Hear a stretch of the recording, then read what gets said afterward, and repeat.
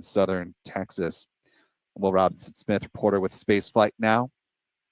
Appreciate all of you who are joining on either the Lab Padre or Spaceflight Now live streams. If you haven't already, you could do us a big favor, whichever stream you happen to be watching through, click that like button, share the stream with your friends, your family, all the strangers. Allow some folks to find their way into this live launch coverage as we are cruising on through the count. If you'd like to help support what we do with these live launch opportunities, a great way to do that, beyond becoming a channel member for either of our channels, or both. Both is good too. You can use the YouTube Super Chat feature, and not only will that help us to elevate your comments, queries, or just kind words, but you'll be supporting what we do here at Spaceflight Now and Lab Padre, and that, my friends, is always greatly appreciated. That's a little bit of housekeeping. If you have a question as well, you can use the @ symbol, write the word question, and then write out your question. And that'll populate into our question queue. We'll also be keeping track of those as well. It's our pleasure, of course, to be joined on this live stream. For those who may just be popping in and are not familiar with our guest today, we are fortunate to be joined by our friend Zach Golden of CSI Starbase fame. Your channel right here on YouTube, which you should also subscribe to, where they do deep dive investigations and explainers on various upgrades, updates, and things coming down the road here at Starbase, both on the infrastructure side as well as on the vehicle itself. So if you really want to dive headlong into the weeds, it's a great place to do that. But of course, we're fortunate that Zach is here right now and able to answer some questions and be with us as we're tracking this launch coming up here in less than an hour.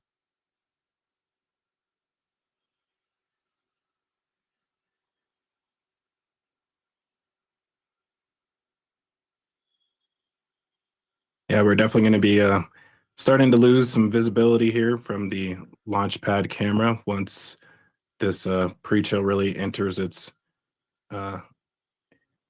deeper phases, and then we'll get a brief break from that once they start propellant loading, and then we'll lose it again. Those subcoolers that they use for the propellant loading process push out quite a lot of venting nitrogen gas. So yeah, we're gonna lose a little bit of it as always. I really like the aerial views that they showed during the propellant loading process, because it kind of looks like just a lake of clouds. I don't know if that's the right way to describe it, but really awesome the way the launch site looks during propellant loading. You can paint the word picture however you want, Zach. I think lake of clouds is perfectly fine. You know, obviously we've been talking about a lot of the future updates that are coming down the road here for Starship and Starbase, but you know, we haven't really done a lot of conversing about what we saw with Starship Flight 7. You know, since you and I haven't really had a chance to talk about this one specifically, as we're playing some video from SpaceX from that mission. I wonder, you know, maybe the obvious notwithstanding, or if you want to expound upon the ship issues, what some of the big takeaways were for you from Flight 7, and you know, what's been top of mind for you since we saw this launch? Yeah, so one of the biggest things that that was probably worth talking about as far as Flight 7 goes was obviously the explosion of the ship. I think a lot of us assumed we were past that point of seeing something like that happen. But they did make some major changes to version 2 of the ship, which last flight was the first flight of a version 2 ship. I just sent a little diagram here to Lucid in the background, so maybe we might be able to pull that up. That might help out with some things. But you know, they made a very large change to the propulsion system of the ship, which basically changed all of the engine plumbing. So this is definitely going to be better to have a diagram to explain. But essentially, they, instead of having one large transfer pipe going from the methane tank down to the engines. They now have 4 of them. So one that splits off for each of the center engines, and then individual ones for each of the vacuum engines. And so basically by increasing the amount of complication in that system, or having, instead of one large pipe for all 6 engines, having 4 smaller pipes, I think that kind of led to an issue where they ended up having some sort of vibration in the actual engine plumbing, which caused, I believe they said, an explosion with one engine, and then 2 minutes later they had another one, and they ended up having fires inside of the actual engine skirt, and that kind of led to the early shutdown of, I think, all but one of the engines. So after that, they lost communication with the vehicle, and the automatic flight termination system was triggered. So they basically kind of pinpointed that issue down to that engine plumbing. They didn't explicitly say engine plumbing, but based on what we know as the largest changes, that's probably what was going on. And now we have a little graphic up here that kind of shows that for us. You can see that old ship design on the left side, and this is thanks to the ring watchers for producing this this diagram right here. I think Jack's worked on this for quite a while and put out a very large article explaining all of the differences between the version 1 and version 2 ships. But yeah, so you can see one on the left has that one large pipe going down that splits off at the bottom, versus the new design has one in the center for those center engines, and then there's 3 outside of that. One of them is kind of overlapping, so you're only seeing 2 of them. But yeah, you can see those are smaller pipes, and basically just introduces more failure points. So basically, with vibration of those engines, when you're up to higher throttle levels, things can start to fall apart in those conditions. So with the latest ship, which is the one launching today, ship 34, they kind of did some more stress testing on that, to make sure that the engine, they weren't going to see the same issue that they saw last time. They didn't really go into detail as far as what changes they made, but I'm assuming, based on past events, that they probably added some extra reinforcement somewhere to prevent the same issue from happening again. That's pretty standard for what they usually go through. They kind of go with the minimal that they think is going to work, and until they notice an issue with it, they just continue with that, and then add reinforcement as necessary based on results from testing. So in order to test that this time, they actually performed a 60-second static fire test with ship 34, and that was quite the spectacle, I would say. We did get a little bit of a heads up on that from Shayna Diaz. She kind of tweeted out that we were going to see something a little bit different, and putting 2 and 2 together based on some other information, we were kind of on the lookout for a larger static fire test, and it definitely did not disappoint. So a full 60-second static fire test, which I think the longest we've ever seen from a ship is probably around 14 seconds. I could be off a few seconds plus or minus on that. Yeah, over here on the screen we have Lab Padres footage from that static fire test. And this is something that was previously just not able to be done on their initial test stands that they had at the launch site. So moving that testing over to Massey's, putting it on a flame trench with a very large amount of water on hand, they're able to perform these longer tests, which is a major benefit. I'm actually kind of surprised that they didn't start doing this sooner. With Falcon 9, and you may be able to correct me on this, I'm pretty sure with every new Falcon 9 booster, they perform full duration static fire tests. I'm not sure exactly how long they go, but they're certainly longer than 15 seconds, which is the previous longest we had ever seen with a ship. So, 4 times longer. A lot of changes in throttle during this test as well too. So sometimes certain issues, especially when it comes to sound related issues, vibrations, sometimes it takes time for those to develop. So instead of performing a super short test where you're maybe at different throttle levels for a few seconds at a time, if that.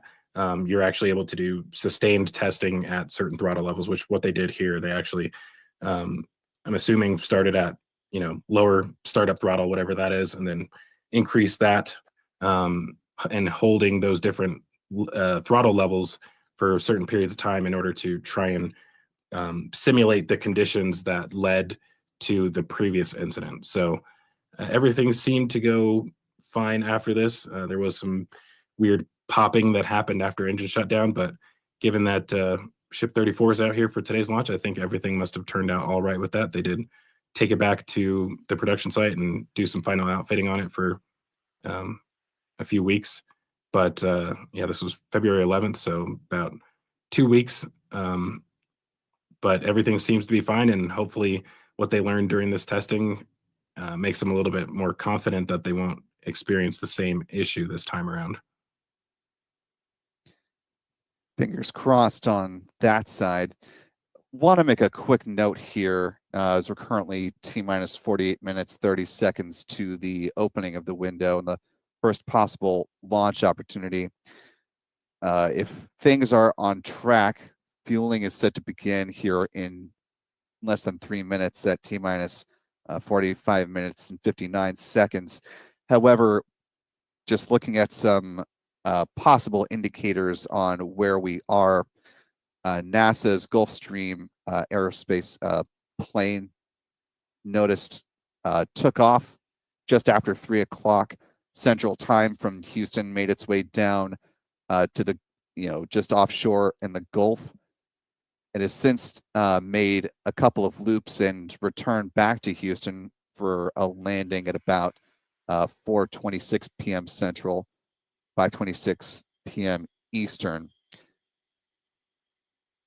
Typically, the Gulfstream has been used to help with some of the imaging of Starship flights, since obviously future versions of this rocket will be used as part of NASA's human landing system, and the on-orbit propelling tests are going to be part of tanking the HLS version of Starship used on the Artemis 3 and 4 missions. Artemis 3 currently set for no earlier than 2027 at this point. Speaking about that, I don't know if you've seen it, but I did hear that they actually pushed their expected timeout for when they plan to test on-orbit propellant transfer. I think they pushed it out to 2026. I have heard some of that. I know there was a comment from Elon Musk on X sort of alluding to that. Let's see if I've got that here. Yeah, his quote, and I'll quote him here, is full and immediate reflight of Starship along with orbital refilling probably happens next year. And we had spoken with the Human Landing System office at the end of last year. They'd mentioned that at that point, the on-orbit tanking test campaign was expected to begin somewhere around mid-2025. So we're working to get some confirmation from the NASA side of the equation on what the timeline is for that testing, if it has in fact slipped entirely into 2026, or if there are just some updated plans that they can provide. Obviously, we'll let folks know as we learn.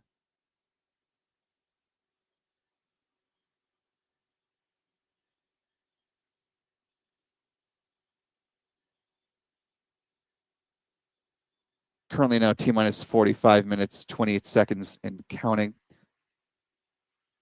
At this point, SpaceX should be in LOX load, again, assuming they are targeting the opening of the window. Yeah, it doesn't look like they've started that yet. Yeah, given Still, the amount of vapor in the air, it's a little bit hard to tell, but now we've got sort of a clear pocket of visibility on the ship upper stage, and may take a minute or two beyond initial LOX load. I know it, at least for a Falcon 9 rocket, actually do have an update from SpaceX. Team is go for prop load targeting 5:45 p.m. Central. for the launch. So we've got a launch slip to 15 minutes past the opening of the window. So we're going to adjust our clock here in a moment to reflect that.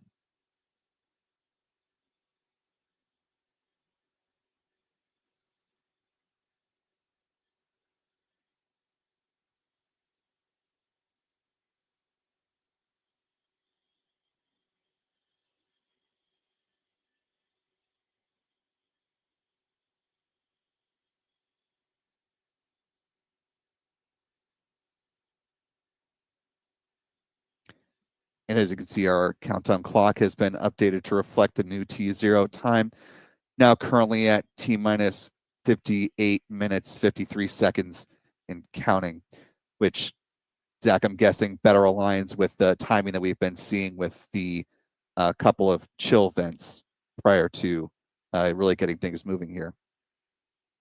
Yeah, looking at this Rocket Ranch view, you can still see that venting on the bottom of the launch mount. It looks like the tower is kind of tapering off a little bit, so that may be a sign of the ship starting soon. Yeah, if they're now launching in 58 minutes and some change, we should be about 12, 13 minutes away from LOX load beginning, so that would make sense.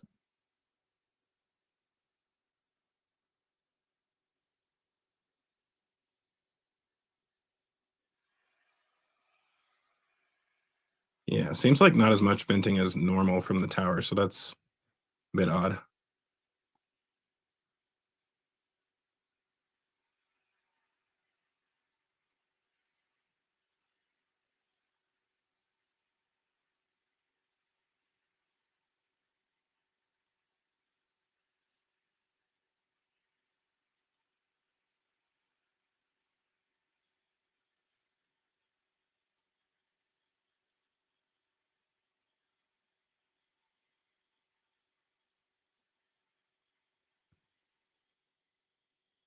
As we're just approaching the point of prop load, this question seems very apt. Zach, I'll toss this one to you. This comes from Kevin Springer, who asks, why are cryogenic storage areas referred to as farms? That's a good question. I would say that maybe a farm isn't the best to call it yet. Like once they have this new air separation plant and are actually producing their own liquid oxygen and nitrogen on site, I would say it probably deserves that farm name a little bit more. But yeah, I mean, that's a tough question to answer. Fair enough, since obviously they're not farming or mining anything quite yet. It's more of a, maybe it's a tank barn, really, at this point.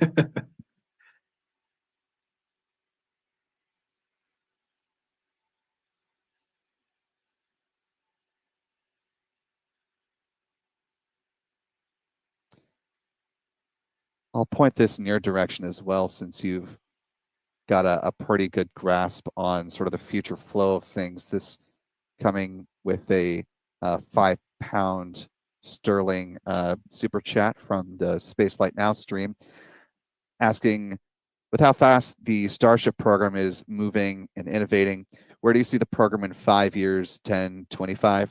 Keep up the great coverage. Thanks to KTL Rob Powell for both your membership and the super chat. Very much appreciated. 5 years. 25 years, I would say, is a little bit hard to predict. I think they got some big challenges ahead of them that will shape what that future looks like. Ideally, I guess in the next 5 years, they definitely want to have completed a multiple missions to Mars. So I think, as you mentioned, that's 2026 and 2028, where they would have their next opportunity after that. So I think they would like to get human certified by 2028. I kind of have my doubts on whether or not they'll actually be able to pull that off, because there's just a lot of development that needs to happen before then. So not only do you need the reentry capabilities solved on the ship, I think there's also some questions about, you know, the general feasibility of it, as far as the atmosphere on Mars being a lot different than ours and requiring more aerobraking than what they're able to get on Earth. So, you know, I feel like there's a lot of questions that need to be answered in that regard. But, you know, in 2026, I believe they should be able to pull off getting multiple missions to Mars. I think that would just, you know, with having two launch pads by then, hopefully, when assuming that the 39A pad may be completed by that time. So, you know, multiple back-to-back launches, potentially even launching months in advance if they have the ability to remain in orbit that long. You know, that would require them to actually develop solar panels and all that stuff for the ships. But you know, there's lots of potential for them to send, you know, more than just a handful of ships to Mars at the same time. Try several different missions with them, different entry profiles, different, you know, just getting one in orbit or something like that. So, you know, I guess the success or failure of those determines what happens in the 2 years following that. But yeah, very difficult to predict where they will be in 20 years from now. But just using Falcon 9 as a reference, I would say that, you know, there's no reason to doubt that they will accomplish their goals, because pretty much everything they've set out to do with the Falcon program, they've been able to do, other than, you know, I think they initially did want to achieve full reusability and they kind of gave up on that with the second stage. But other than that little piece right there, I think they've pretty much accomplished everything they've wanted to with the Falcon program. So fully expect them to do that again here. And it's tough to say, and just change the subjects here a little bit. Tough to say whether or not they've started propellant loading on the ship or not. But I believe, okay, the launch mount is still going. Yeah, I know if they're on schedule for liftoff at 5:45 Central, ship loading won't start for another about 7 minutes.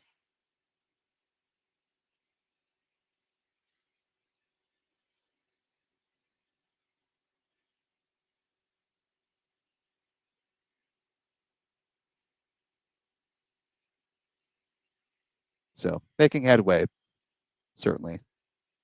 What's your opinion on where you think they'll be? Oh gosh. Crystal ball questions are always fun. I suppose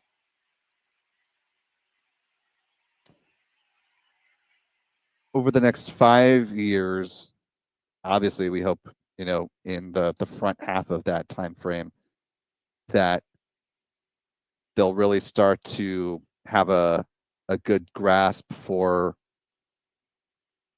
and I don't know if it'll necessarily be for rapid reusability on the booster at minimum, but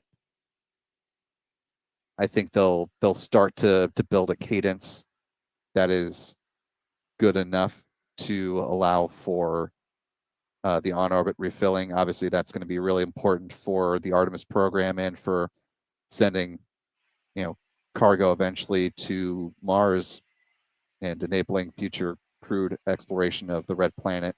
So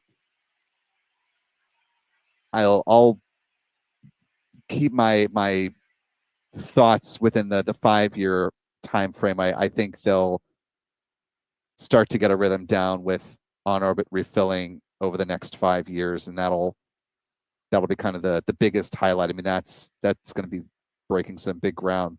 You know, that alone, that's no small feat.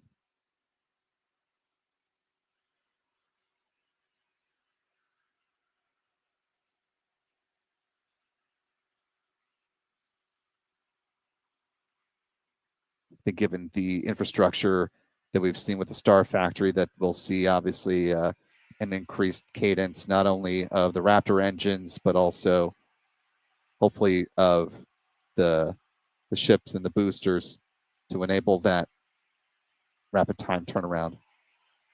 Yeah, that's the crazy part, is that they're really only using a small fraction of that factory right now. So we've been lucky enough to for some reason they're doing it outside instead of inside, but they build all of the turntables and platforms for their workstations inside of the Star Factory. They build them outdoors, so we're actually able to keep track of how many of them they have. Essentially, I'm sure there's some that they may be building within the facility instead of outside, but given the never-ending stream of them, it does seem like they're constructing all of them outside. So we know that they're still in the process of that, and that means still most of that factory is probably just empty space right now. So every month or two they finish another workstation and add that into the building, and that further increases their production capabilities even further every time they complete one of them. So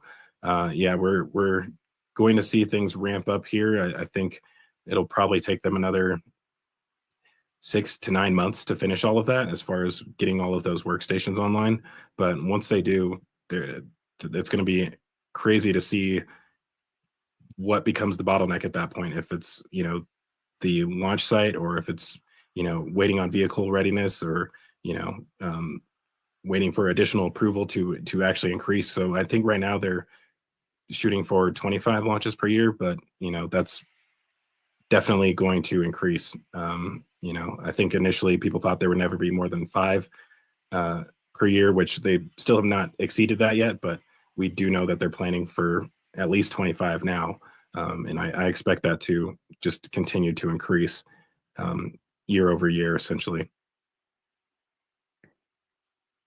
Well, and actually, in service of our conversation of the next 5 years of the Starship program, we actually do have a new and pretty extensive update from SpaceX on their Florida-based plans for onboarding Starship and what that'll entail. Just give you some of the highlights from this as we're getting it and having a chance to read it over. As some have been aware, SpaceX obviously has been expanding the footprint and getting permissions and clearances to build more of their Hangar X site here at the Kennedy Space Center. Part of that will be adding type of facility that folks that are familiar with the Starbase footprint are familiar with, the Gigabay. One of those is coming to the Hangar X location at the Kennedy Space Center, which SpaceX describes as standing about 380 feet tall, with about 46.5 million cubic feet of interior processing space and 815,000 square feet of workspace, which SpaceX says includes ground level, elevated platform work areas, and work and meeting space on the top floor, with the Gigabay being able to support Starship and Super Heavy vehicles up to 81 meters or 266 feet tall.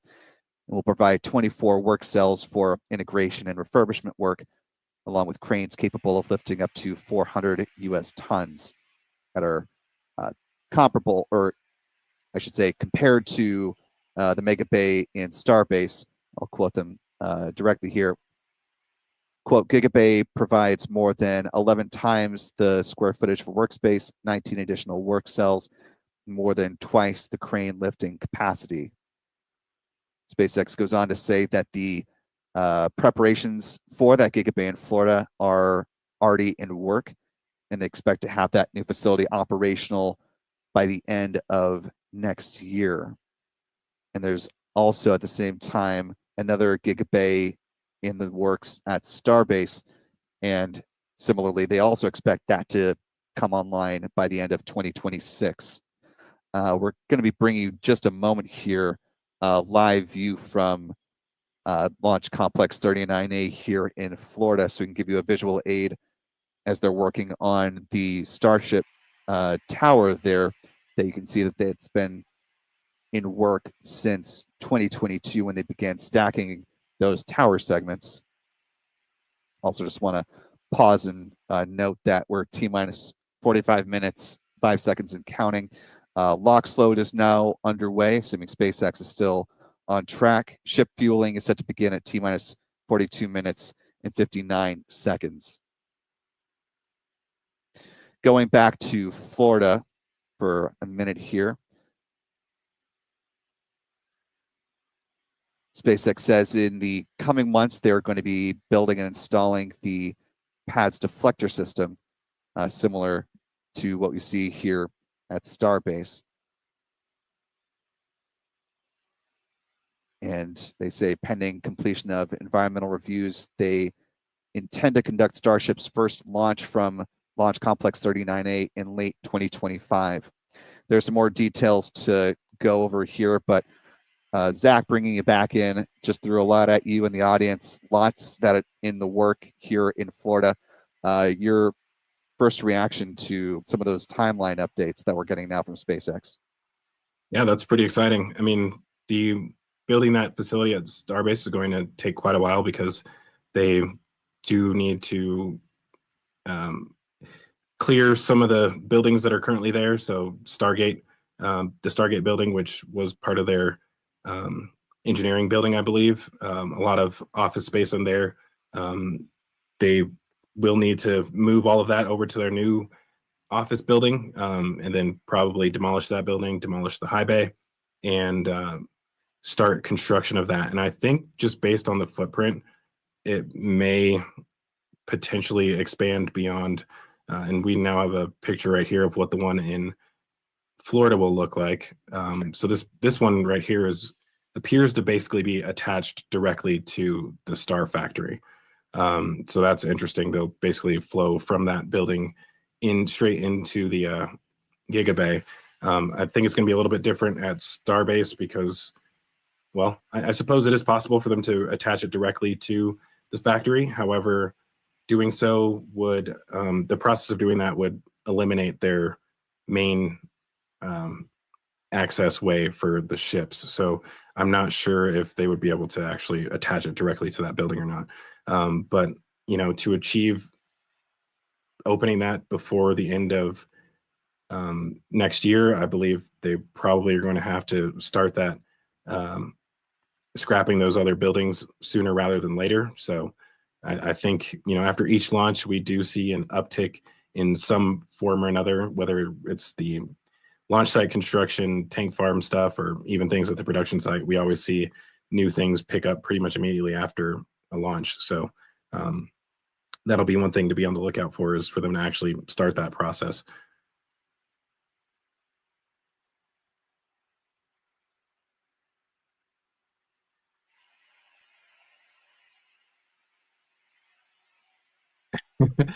Yeah, we've entered that phase where pretty much can't see anything on that launch site camera. I do believe they're probably loading propellant on the ship right now. Yeah, we're now T-minus 41 minutes, 36 seconds and counting. At this point, yeah, we've already gotten underway with ship fuel loading, which started at T-minus 42 minutes and 59 seconds. And we're just past the start of booster liquid methane loading, as confirmed by SpaceX as well. The last fueling milestone that is still out ahead of us is coming up here at about T-minus 35 minutes and 35 seconds when booster LOX load will begin. We should also be getting pad level views from SpaceX here in the next minute or so. Once those are available, we'll be factoring those in as part of our coverage as well.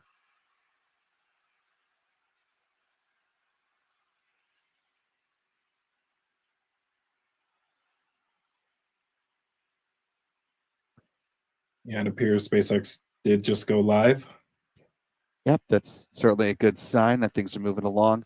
Just one last note on future of Starship here in Florida.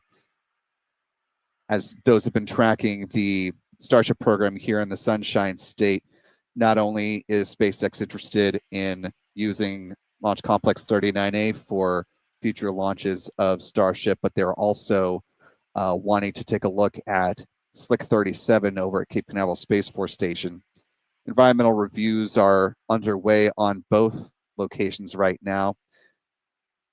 SpaceX notes that they've been given what they describe as a limited right of entry for Slick 37, the now former launch site of United Launch Alliance's Delta IV Heavy rockets. At that site, they're conducting what they call their due diligence to move forward with the Environmental Impact Study, or EIS, as led by the Department of the Air Force.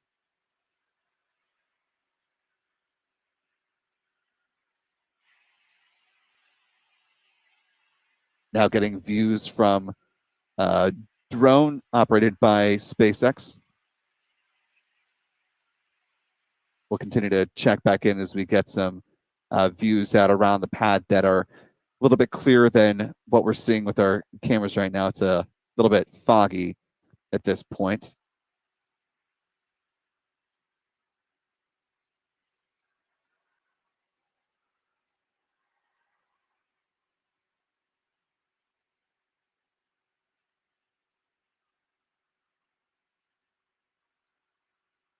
Now T-minus 38 minutes, 41 seconds and counting, just a few minutes away now from the start of booster LOX load.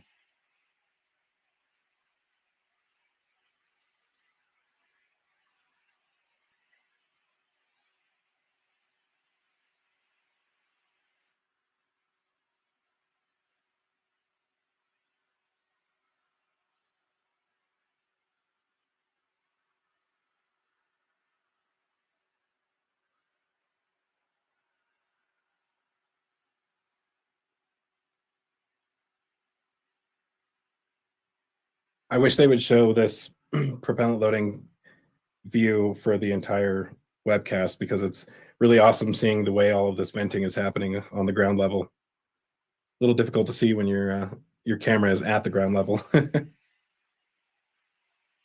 Yeah, it would be nice if there was a dedicated clean feed of the full fueling process that we could just tap into.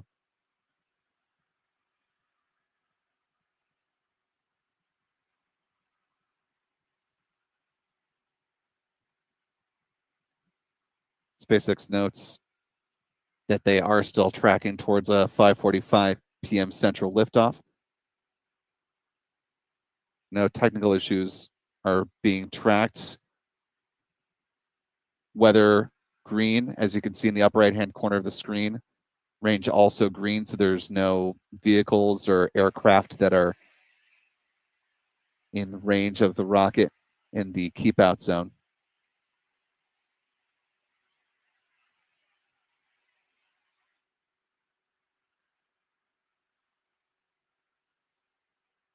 Just about a minute away from the start of booster LOX load.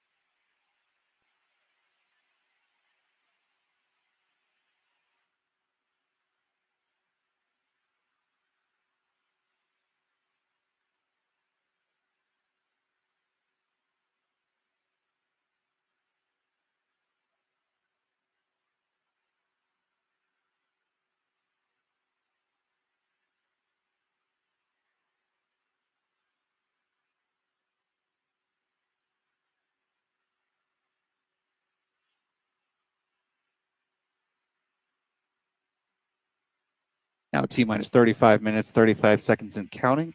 At this point, booster LOX load should be in work. And at this stage, now all 4 tanks on the Starship and Super Heavy have begun tanking. This process will continue from now until about T-minus 3 minutes and 20 seconds, at which point ship prop load will wrap up. Booster propellant load concludes at about T-minus 2 minutes and 50 seconds before liftoff.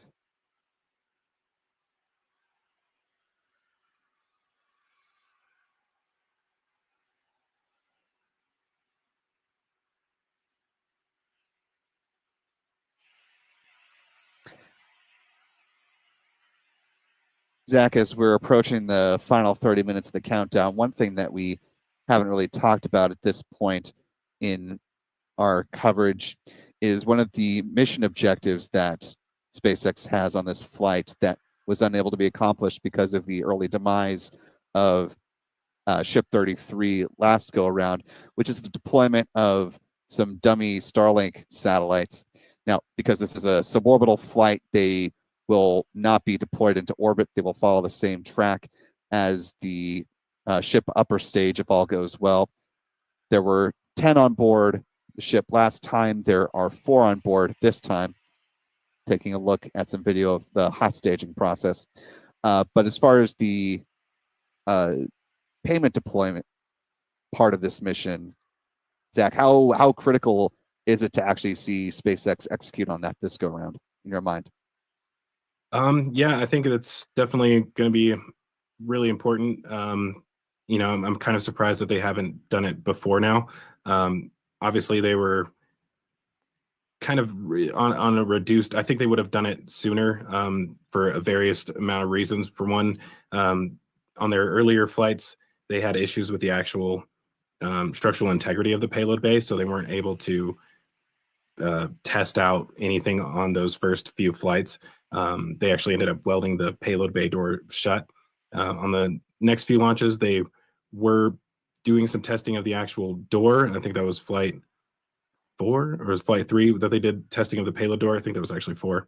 And after the result of that flight, they oh, sorry, that was actually 3. The one that ended up tumbling out of control. I get them all mixed up a little bit. But they suffered some delays with that, and they kind of decided to scale back their testing to focus on reentry. And last flight was supposed to be the first time that they were actually going to attempt a dummy payload deployment, and they obviously were not able to do that. So I think being able to do that this time and being able to actually verify a lot of things that they have been wanting to verify for a long time. If the door is going to open properly, if it's going to close properly, and making sure the actual deployment system works as expected. Those are all very important so that they can actually begin launching Starlinks on these missions. That is really important. So they're actually, gaining some revenue stream with each of these launches instead of just spending money. The sooner they're able to actually begin deploying real Starlinks, the better.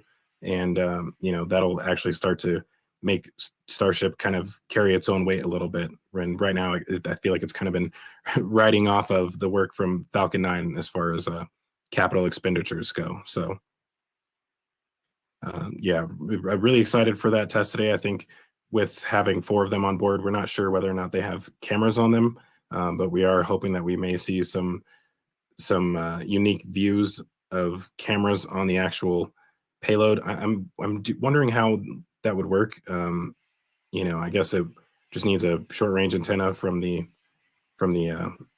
dummy payload back to the ship in order to transmit to the ground.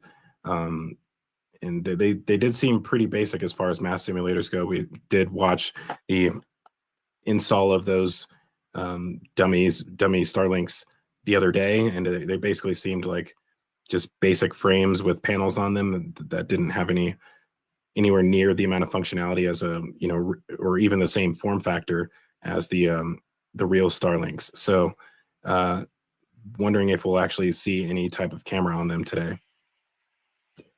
Yeah, that's certainly something we were wondering about during Flight 7, if we were going to be able to see from the vantage point of the dummy Starlinks. Though I imagine if there are not cameras and there's not a short range antenna like you were theorizing there could be, this test may be more focused on just the mechanics of deployment as opposed to all of the form and functionality of the Starlinks, which we know from various videos that have been shared and images over the years from SpaceX that they do have some onboard imaging capabilities. So I would we'll be definitely see wonderfully the surprised view. if we saw that today, but not banking on it. We'll definitely see the view from the actual payload bay itself, but whether or not they have a view looking back from the Starlinks, that'll be a whole nother question. Exactly. Now currently T-minus 29 minutes, 37 seconds and counting to the planned liftoff. Next milestone coming up here is just a hair under 10 minutes from now when the Raptor engine chill gets underway on both the ship and the booster. As you can see from this camera perspective, prop load on all 4 tanks is moving along well. See that frost line on the various tanks moving slowly up both the booster and the ship. As we heard a little bit earlier in the broadcast from SpaceX commentators, they're at this point in time working no issues on the vehicle or the pad.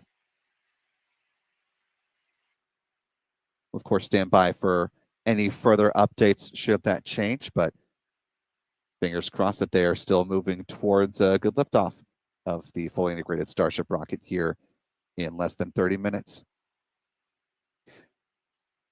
Now's a good time as well, if you haven't already, whether you're watching through the Lab Padre stream or Spaceflight Now, if you give whatever stream you're watching on a thumbs up if you like that, allows more folks to find their way into this live launch coverage. Very much appreciate with both channels. Also, be sure to subscribe to Zach Golden's channel, CSI Starbase. Catch up on their deep dives with everything going on down at Starbase and with the evolution of the Starship program.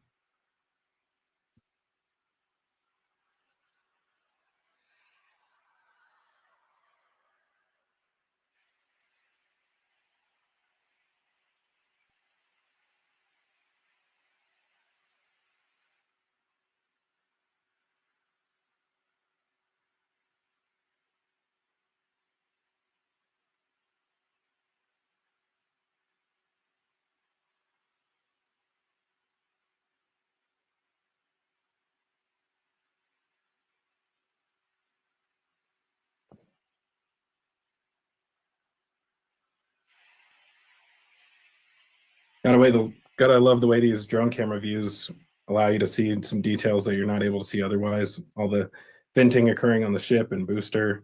You know, the frost, different levels of the frost line. Just the amount of venting coming from everywhere is pretty incredible every time. Yeah, and obviously, you know, I imagine you're looking for certain things when you see those types of various camera angles than, you know, your average bear, if you will. You know, Zach, when you're seeing some of those different perspectives that you just can't see from the ground level, you know, what are some of the things that you're looking for as we, you know, get more visual data on Starship in these moments where we see those flybys? What are you hoping to learn as you see all these different perspectives? To tell you the truth, nothing much. I mean, with looking at aerial photos pretty much every week, there's a, you know, it becomes difficult to start to find new things just from those angles. But it is really cool just being able to see the different processes in action on the booster and ship. You know, I think it would be really cool if they just had a dedicated stream showing that aerial view like that. And I don't think you're necessarily able to learn so much given how much, especially with the ground systems, you know, you have a whole cloud covering all of that up. But, you know, just being able to see it in action is really cool.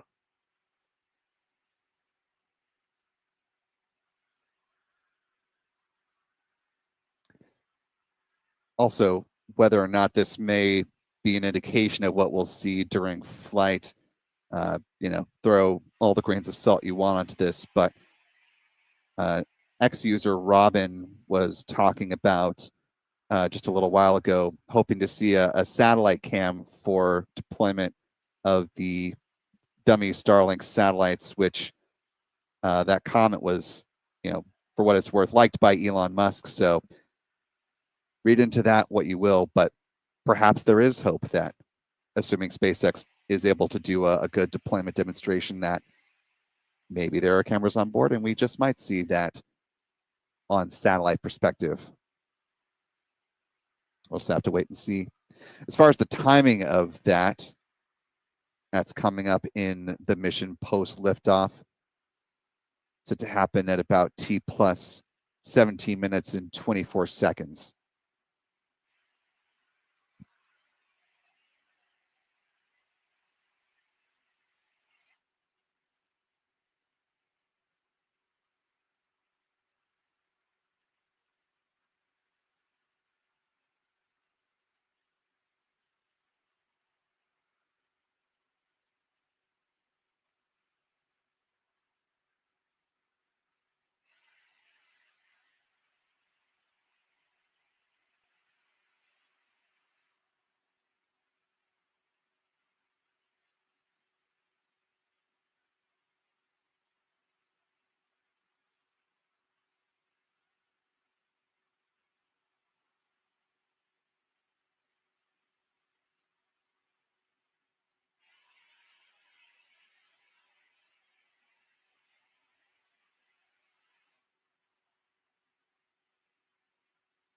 As we're getting close to the planned launch here, I want to go ahead and take a moment to go through the flight test timeline just to give everyone an overview of what we're expecting with a good liftoff of the Starship Super Heavy fully integrated rocket.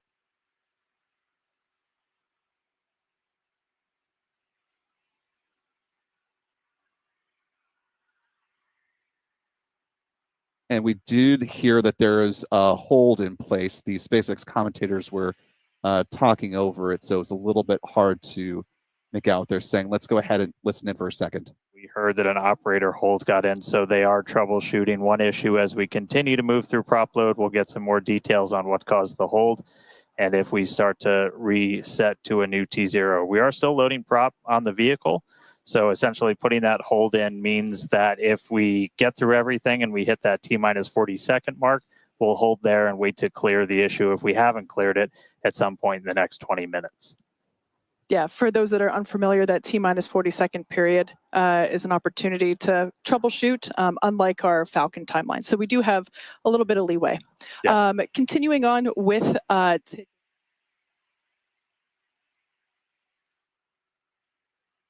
as you just heard, the hold, unlike a Falcon 9 rocket launch where a hold would elicit a scrub, since SpaceX does not have the ability to halt or alter fueling timeline once propellant has begun on either a Falcon 9 or a Falcon Heavy rocket. There is that margin for a Starship launch that comes up at about the T minus 40-second mark, where once they hit that pocket, they can extend the countdown to continue working any potential issues. Of course, we'll continue listening in to SpaceX commentary, and if they provide any additional information regarding that hold, especially if there's an updated T0, we'll be sure to jump in with that as well.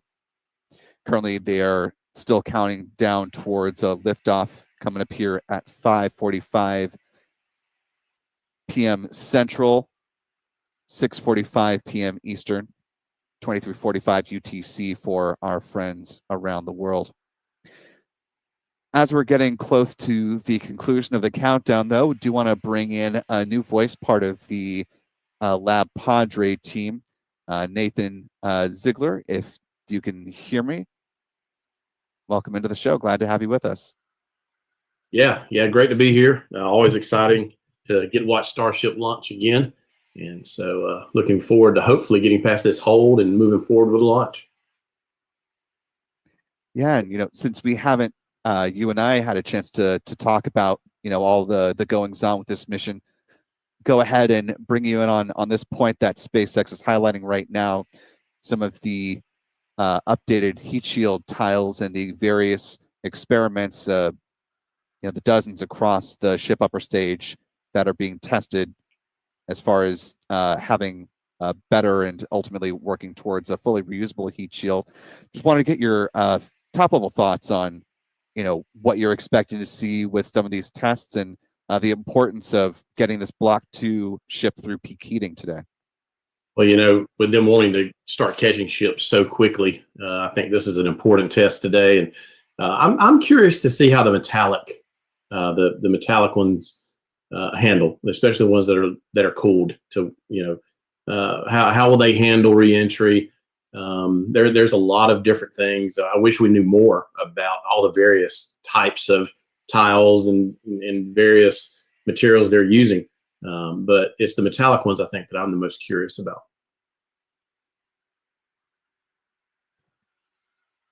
Zach, I know we've talked a bit about the tiles as well, but is it the actively cooled ones? I think you were saying were what you were kind of most interested in, if I remember your thoughts on that. Is that kind of the one you're locking into?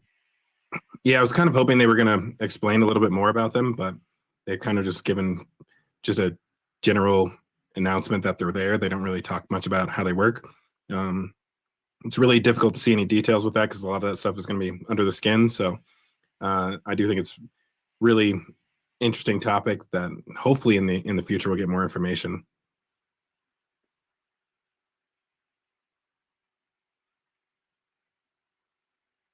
That view we were just seeing, of course, was loading of the dummy Starlinks.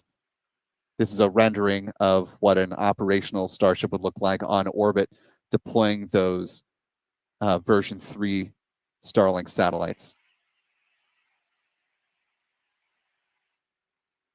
The flight to date is, of course, going to follow a suborbital trajectory. Starship is not going into orbit and will not be deploying its dummy Starlink satellites into orbit. They will follow the path of the ship upper stage and splash down in the Indian Ocean if all goes well.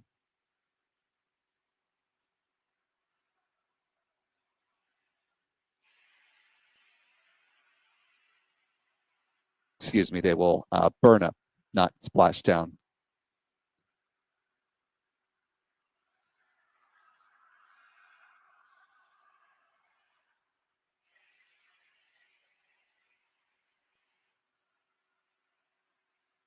Now currently T-minus 17 minutes, 20 seconds and counting. At this point, the Raptor engine chill is getting underway.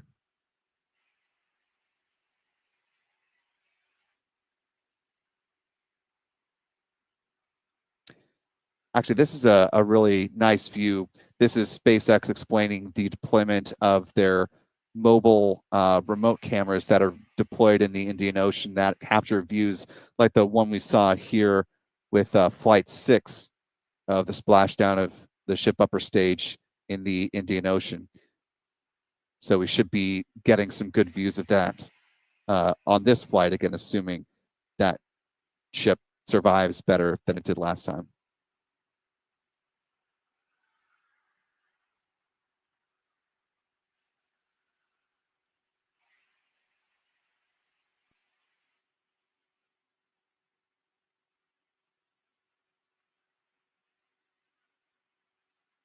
SpaceX commentator Chris Gebhardt noting that there are about 30 cameras on Starship rocket today. So assuming all moves along well, we should get some pretty nice views throughout the course of the flight.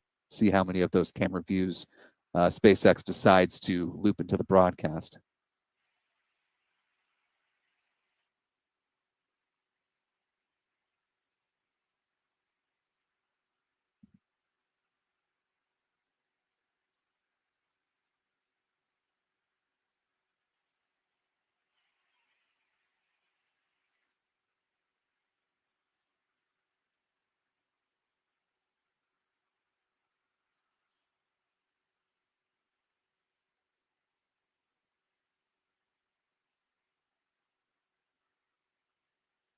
Currently T-minus 15 minutes, 20 seconds and counting.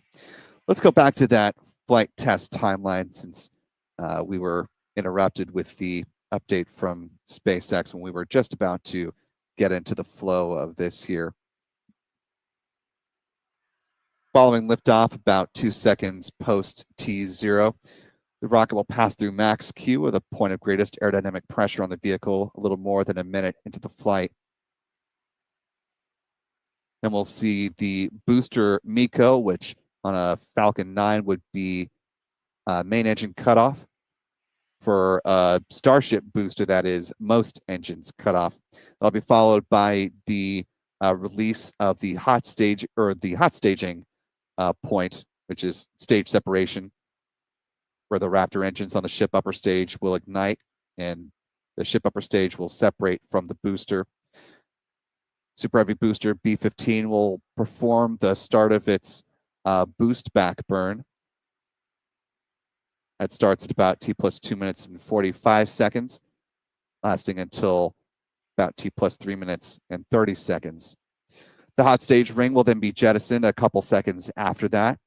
And if all goes well during that process, then SpaceX will make the call on whether they will attempt a catch of the Super Heavy booster with the tower and the chopsticks, or if they need to divert the booster for a landing in the Gulf.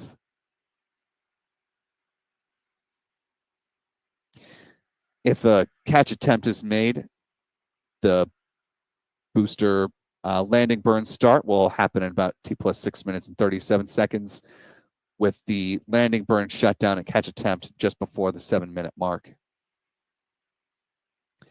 Moving on to the objectives that they were not able to accomplish during Flight 7. T plus 8 minutes and 44 seconds, the engines on the ship upper stage will shut down. We'll see the 4 dummy Starlinks be deployed at T plus 17 minutes and 24 seconds, followed by the Raptor in-space relight demonstration about 20 minutes after that. Fast forward another 10 minutes, the ship upper stage will begin the entry sequence, pass through peak heating. It'll be transonic at about T plus 1 hour, 3 minutes and 5 seconds. Subsonic, about a minute after that. They'll perform its landing flip at T plus 1 hour, 6 minutes and 4 seconds. And finally, the landing burn starts 2 seconds after that with a splashdown in the Indian Ocean, about T plus 1 hour, 6 minutes and 26 seconds.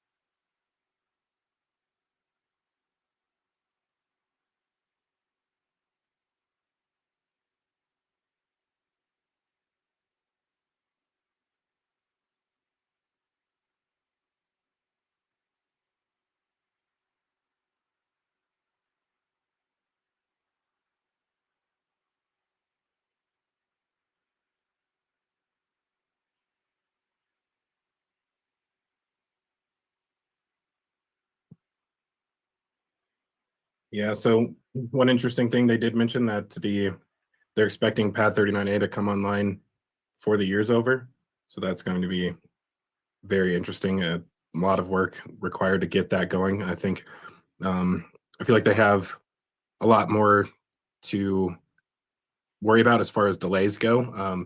With Starship, they have launches that they got to compete with, shutting down construction operations for a day or two, once every month and a half right now, probably soon to increase to once every other week. But with the launch cadence at 39A, you get quite the amount of disruptions during launches. So yeah, I mean, luckily they already have the tower completed down there, so they're pretty much just building the flame trench and new launch mount. So I guess they expect to have all that completed within the next 10 months, or sorry, 9 months. Yeah, it's going to be really interesting to see how that impacts the flow of operations at Pad 39A, especially when you get into the latter part of the year and some of the Obviously, big tests that are going to likely come in preparation for a Starship launch. Thinking about some of the things that are trending toward the back half of the year, or really just throughout 2025. I mean, coming up next, we have the launches of crew missions like NASA's Crew 10 to the International Space Station, the free-flying mission of FRAM-2, which is going to be launching to polar orbit, the private astronaut mission from Axiom Space, AX-4, just name a few, Crew 11 coming up later in the year. Got a little actuation from the forward flaps.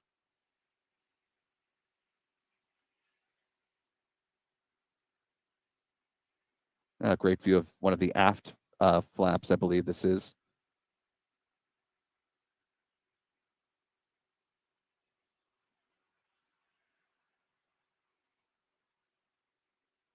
And Nathan or Zach, whoever wants to take this, maybe Nathan, you talk about the importance of doing, as the SpaceX commentator Dan Hote notes, the wiggle test of those flaps and some of the actuation that's done on the engines as well pre-launch.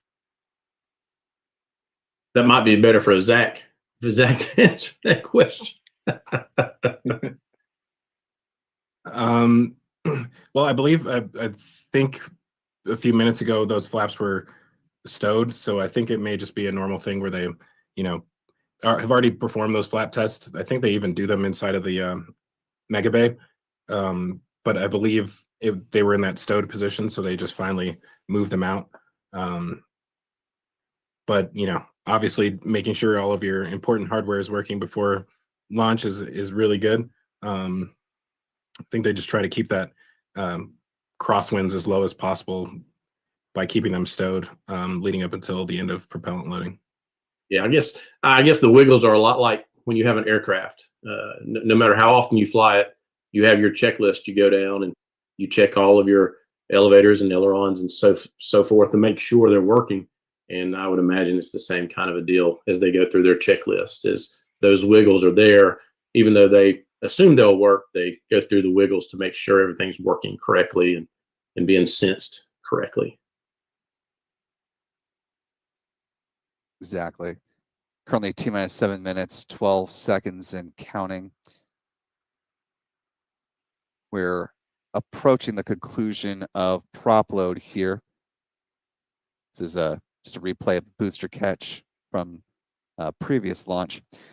Just want to note one of the things that was mentioned by SpaceX commentators, that they are still working the issue related to the previously mentioned hold, but they did note that they're confident that it'll be cleared before the T-minus 40-second mark, where they can conduct an actual proper hold. Meanwhile, Kate Tice, the other commentator, said that there's a 35% chance of violating weather constraints. So they're, of course, continuing to keep an eye on the weather, but right now the weather is rated as green.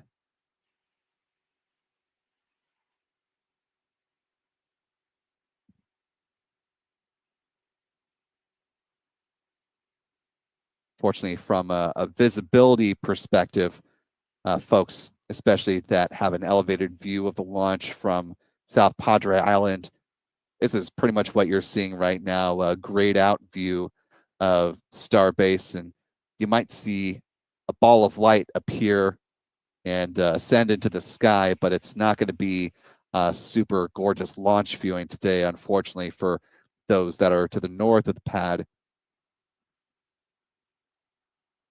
Those out to the west, though, a little bit better viewing this perspective from cameras at the rocket ranch.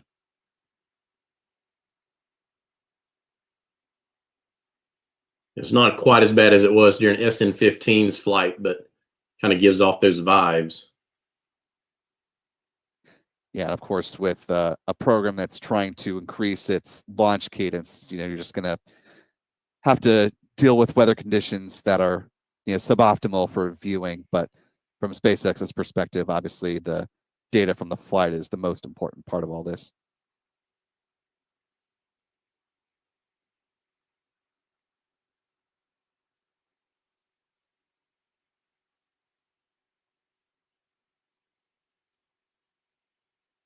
Now T-minus 4 minutes, 41 seconds and counting. We're closing in on the final minutes before liftoff. Our next milestone here coming up at about T-minus 3 minutes and 20 seconds, just about a minute away from the conclusion of ship prop load.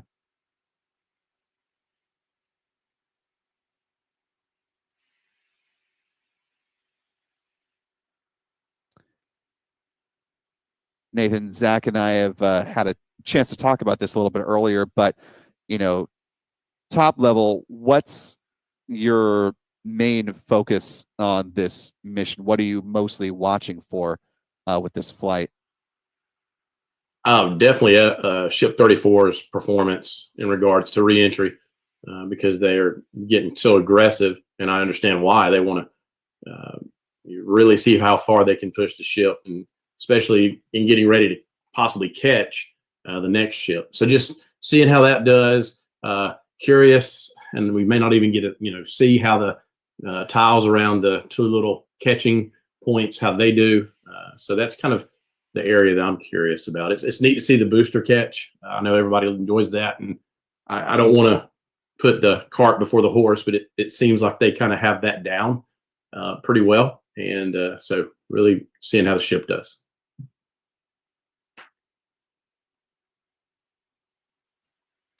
Yeah, of course, once it gets down to it, they'll make the call in real time on whether or not they're going to try for a third catch of the super heavy booster.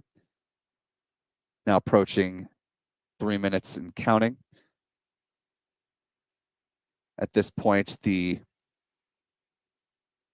ship LOX load should be, or ship prop load all the way should be done. You can see on the left-hand side of your screen, it looks like they're about 97 and 98% respectively on liquid methane and liquid oxygen.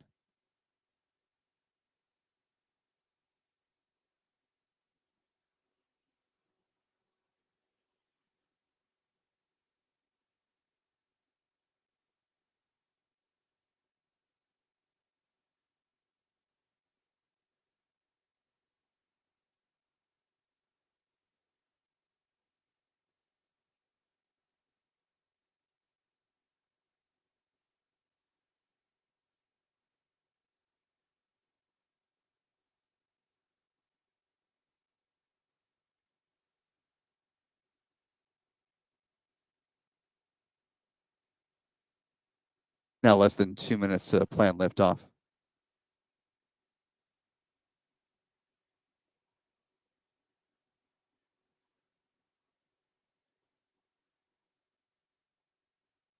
Just a quick point for those watching right now. You'll note that the countdown clock on the top center of your screen, a little bit ahead of what's coming in through the SpaceX feed. That's because our clock is in real time. What's coming through SpaceX is on a slight delay. So when we get right down to it, we'll make our call outs based off of real time events as long as we have tracking visibility on the ground here. And then once we're relying on the SpaceX onboard cameras, we'll make our calls based off of the SpaceX timeline of things. Now 1 minute and counting. What we're watching for is the T-minus 40-minute mark on the SpaceX feed, though, right now. And that'll determine if SpaceX needs to hold here.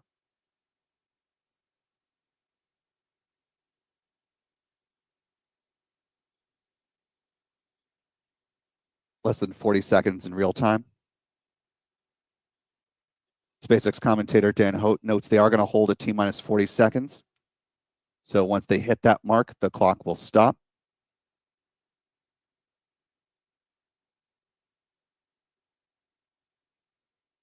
We will stand by for additional updates on when the clock will start to move. They are still troubleshooting whatever issue they announced may cause a hold at this point. Well, that has come to pass.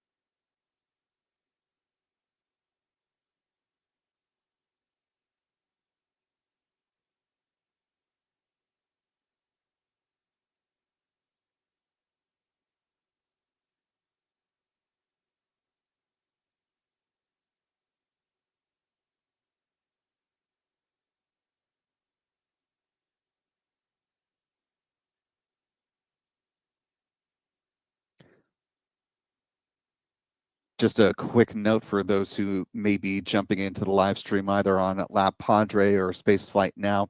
The reason you're not seeing a launch currently in progress is because the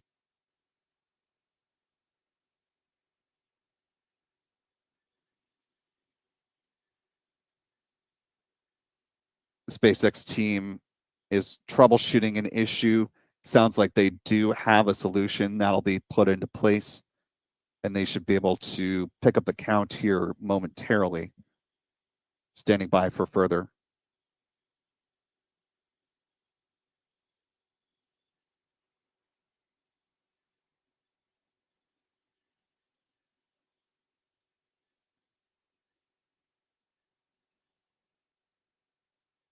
SpaceX commentator Kate Tice noted earlier in the broadcast that they do have the ability to hold for several minutes here at this point at T-minus 40 seconds.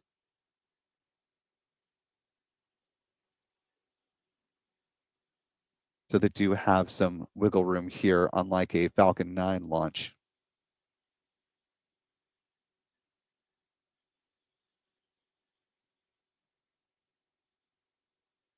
Again, we are standing by as SpaceX engineers work to clear an issue that came up about 15 plus minutes or so ago, is around the time, I believe, when they first announced that there may be a hold-worthy issue that they didn't go into specificity on, but is caused SpaceX to be in this unplanned hold now for a little more than a minute.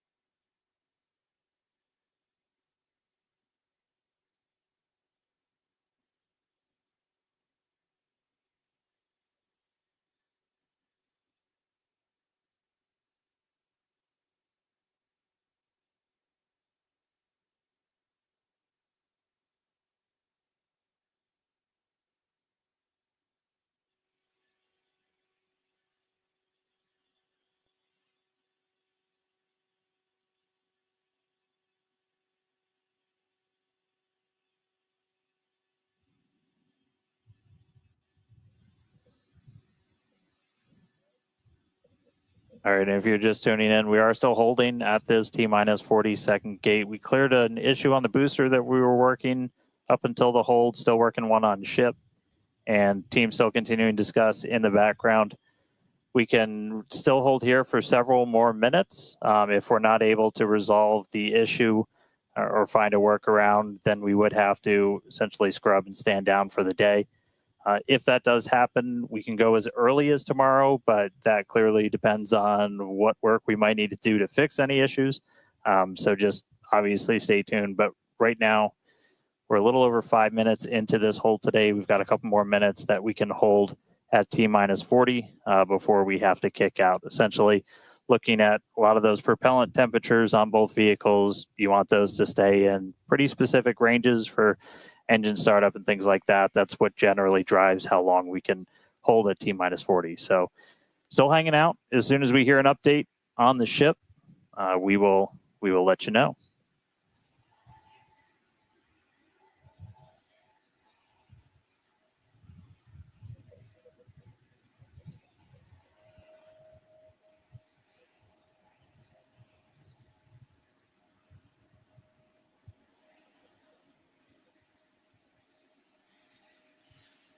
It's starting to sound like we might have a decision real soon. That additional commentary you're hearing is from SpaceX's Dan Hope. All right, you see the clock rolling. It is time to go for launch. So 30 seconds to go. Oh. And we just heard a hold. So we kicked. Psych. No. So we did kick out back to the T-minus 40 hold.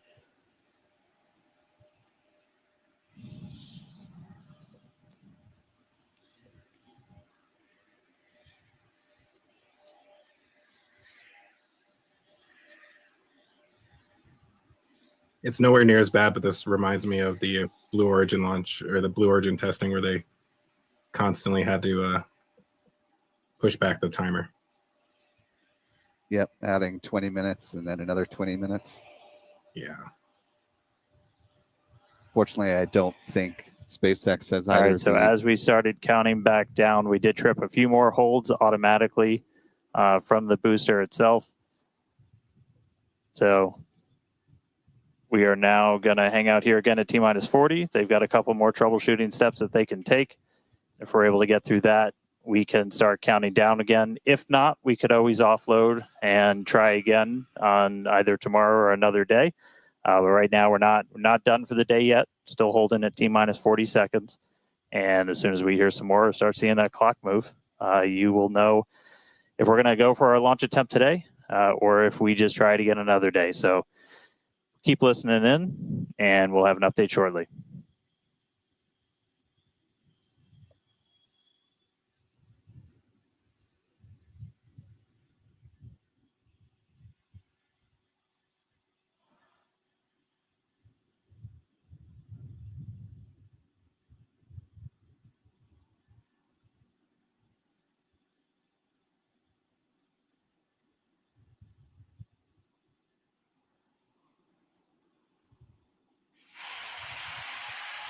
Go.